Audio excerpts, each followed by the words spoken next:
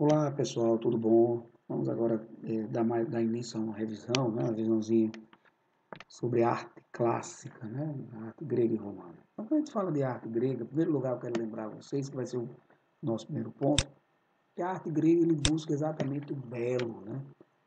A arte grega busca a valorização do homem, ok? O racional. É importante vocês lembrarem isso. Mas, então vamos falar um pouquinho sobre os períodos, né? A arte grega no período arcaico e clássico. No período arcaico, pessoal, você tem principalmente o desenvolvimento da escultura. E essa escultura aqui, chamada de couros, tá? Homem jovem. Perceba que essa escultura ela tem praticamente a ausência de movimento. Que você já começa a perceber nesse outro aqui. Essa escultura, que é Febo de Crítios, já é uma evolução dessa escultura. Por que essa aqui você já percebe uma questão de movimento? Porque ele trabalha o quadril, certo? E joga o peso para uma perna direita aqui, tá? De lado aqui, tá vendo? Isso aqui já dá uma sensação de movimento. Agora veja, essas duas são no período arcaico. Agora veja essa outra aqui, terceira, que é exatamente o dos Cobros de Miron. Perceba que ele parece que congelou no tempo, né? A técnica de se trabalhar aqui, ela foi simplesmente fantástica, genial, né? Ele trabalha muito o quadril, o tronco, né? A posição exatamente perfeita do atleta lançar o disco. Essa aqui já é a evolução dessas outras duas, tá certo? Essa aqui é do período clássico, essas outras duas do período arcaico, ok? Bom, trabalhando gregos, a gente lembra da questão da arquitetura, né? Então lembre-se, pessoal, a arquitetura grega era baseada em três ordens. A ordem dórica, como é que eu sei, professor? Você olha o capitel. O que é o capitel? Essa parte de cima. Quando não tem nada absolutamente simples, é chamado de ordem dórica. Quando tem essa voluta, que são essas estruturas aqui, chamada de ordem jônica. E quando tem esse capitel completamente decorado com folhas de acanto, ordem corinto. Tá? Professor, qual seria um monumento grego que eu posso dizer, uma dessas ordens? Então você pode falar do Paternon. Paternon, lá na Acrópole Ateniense, em homenagem a deusa Palas Atenas ou Atenas, é totalmente ordem dórica.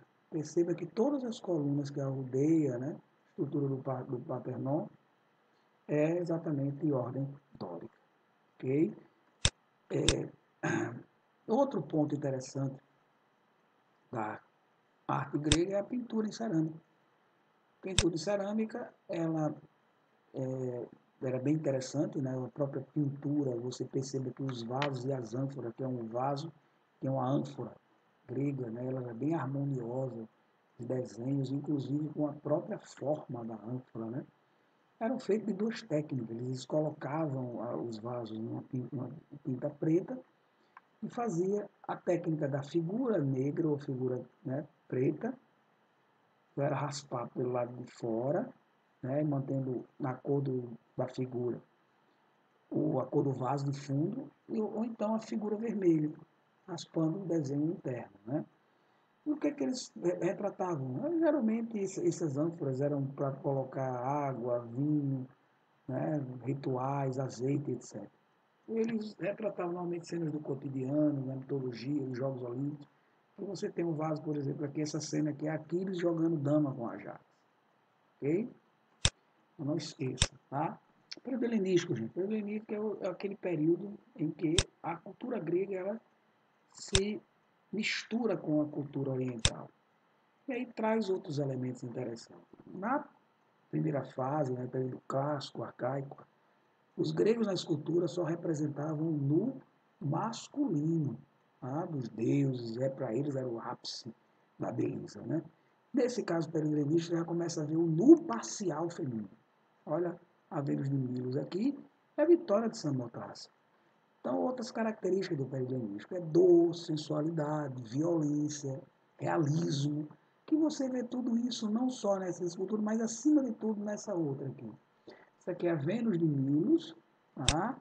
A vitória de Samotrace, aqui, e Laocoonte e seus filhos, né? Que ele está aqui desesperado, lutando, né, contra uma serpente que está envolvendo os três. Ok? Bom, vou falar um pouquinho agora sobre o teatro grego. Teatro, gente. Está aqui o símbolo do teatro, né? As máscaras, as personas. Que aqui está demonstrando dois estilos, né? Que é a tragédia e a comédia.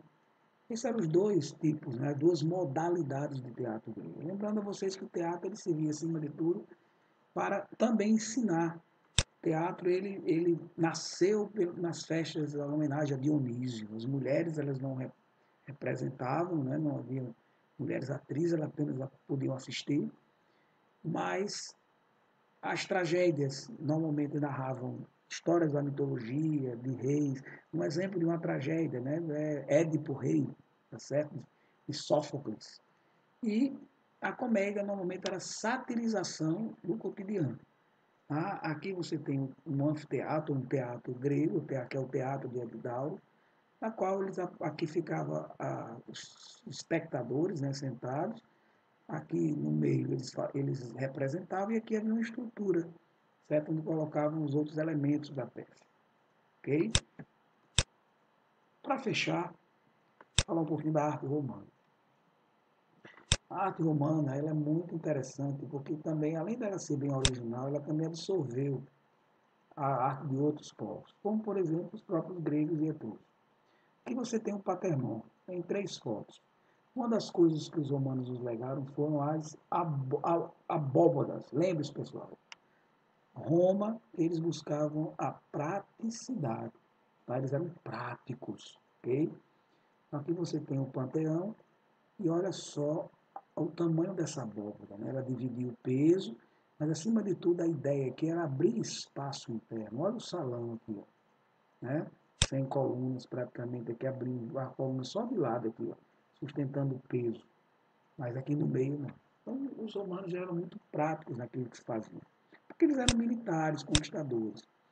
Um outro exemplo é também a ideia do arco, tá? O arco servia, acima de tudo, para dividir o peso, diminuindo assim o número de colunas, tá? Além de ficar belo, né? Então, olha para cá, o Coliseu, feito com seus arcos, e aqui também o aqueduto, que servia para levar água a grandes distâncias. Uma coisa interessante é que o aqueduto, eles eram construídos de forma também para não atrapalhar as passagens. Né? Perceba que esse aqueduto aqui ele passa no meio de um rio, mas ele não atrapalha a navegação. Eles passavam no meio de estradas também. Então, isso é um elemento da engenharia e da arquitetura romana. Ok, pessoal? Então, uma boa sorte para vocês, uma boa prova e até a próxima. Um abraço.